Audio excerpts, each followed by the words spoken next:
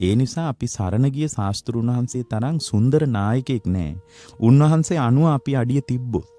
උන්වහන්සේ අනුව අඩිය තියනවා කියන්නේ මේ විදිහට සිවුර පොරවන එකවත් සුළඟිල්ල එලිලා යන එකවත් නෙමෙයි. එහෙමයි ස්වාමීන් වහන්සේ. භාග්‍යවතුන් වහන්සේ යම් කිසි ආකාරයක වීරිය අරමුණු කරගෙන ආපු ගමනක් තියෙනවා නම් ඒ ගමන ඇතුලේ ශාලිකානෝන අපි ශක්තිමත් වුණොත් ඒ ශක්තිමත් වෙන අපිට කවදාවත් වරදින්න විදියක් නැහැ. එහෙමයි ස්වාමීන් අපි නිවැරදි වෙන්නේ බුදුරජාණන් වහන්සේ අනුව මිසක් මේ කෙලෙස් සහගත ලාමක ලෝකයේ වීරයෝ විදිහට සලකාගෙන ඉන්න තැනක නෙමෙයි. ඒකයි අපි කඩා වැටුනේ. මේ කෙලෙස් සහගත ලාමක ලෝකයේ උදවියත් එක්කනේ අපි ගනුදෙනුව තියෙන්නේ. එහෙමයි. ඉතින් ඒ කෙලෙස් සහගත වීරයෝනේ අපි ඔළුවේ වැඩ කරන්නේ. දැන් මේ සමහර ලාවට රූපවාහිනිය වල පෙන්වන සමහර චරිත තමයි අපේ ඔළුවේ වැඩ කරන්නේ. ඒතකොට ඒ අනුව වැඩ කරන්න ගියාට පස්සේ Tamanගේ අභ්‍යන්තරයත් වෙනසෙනවා, බාහිර තත්ත්වයක් වෙනසෙනවා. එහෙමයි. නමුත් කවුරු හරි කෙනෙක් බුදුරජාණන් වහන්සේ වීරයක් කරගත්තොත් එයාට වරදින්න ඉඩ නැහැ. එයාට වරදින්න විදිහක් නැහැ.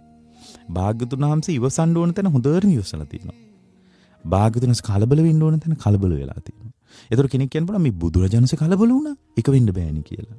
මේ කලබල වෙනවා කියලා කියන අර ශ්‍රාවකයා කෙලෙස් මත ගිලා බහිනකොට භාග්‍යතුන් වහන්සේ ශනිකව පිළිතුරු දෙනවා කියන එක මම මේ කලබල වුණා කියන්නේ.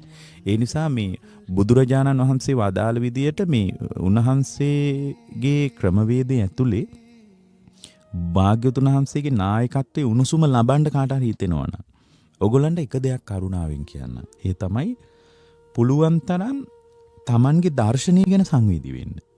ඒ කියන්නේ දකින්න විදිය ගැන. එහෙමයි. මොකද භාග්‍යතුන් වහන්සේ මේ දකින්න විදිය අපේ ફોකස් එක තමයි තියාගන්නේ කිව්වේ නාභිගත වීම. ඒක ප්‍රඥාවෙන් තියාගන්න ඕනේ. ඒක තමයි භාග්‍යතුන් වහන්සේ අනුශාසනා කළේ. ඊළඟ එක තමයි පින්වත්නි මේ තියෙන්න උන වැදගත් දෙයක් තමයි භාග්‍යතුන් වහන්සේ හරියට ගරු කළා ඉන්ද්‍රිය සංවරයට. ඒක තමයි දෙක. තුන්වෙනි එක තමයි කෙලෙස් විතර්ක ඉවසගෙන ඉන්න පුළුවන් හැකියාව. එහෙමයි. ඒක තුන්වෙනි එක. හතරවෙනි එක මග හරින්න ඕන තැන. සමහර තැන් මග හරින්න ඕන. දුරු කරන්න ඕන තැන. සමහර දේවල් සමහර පුද්ගලයෝ දුරු කරන්න ඕන. භාග්‍යතුන් වහන්සේගේ නායකත්වයේ තුල මතුවෙච්ච දෙයක් තමයි අවබෝධයට පත් වෙලාවත් වඩන එක නැවැත්තුවේ නැහැ. එහෙමයි ස්වාමීන් වහන්සේ. කියන්නේ දැන් බුද්ධත්වයට පත් වෙලා භාග්‍යතුන් වහන්සේ සමහරවට ආනන්ද ස්වාමීන් වහන්සේට කියනවා පින්ඩපාතේ වැඩම කරලා. ආනන්දත් ඔය කොහෙන් හරි වැඩ ඉන්න. මම මේ වනාන්තරය ඇතුළට ගිහින් පොඩ්ඩක් විවේකයෙන් වැඩ ඉඳලා එන්න.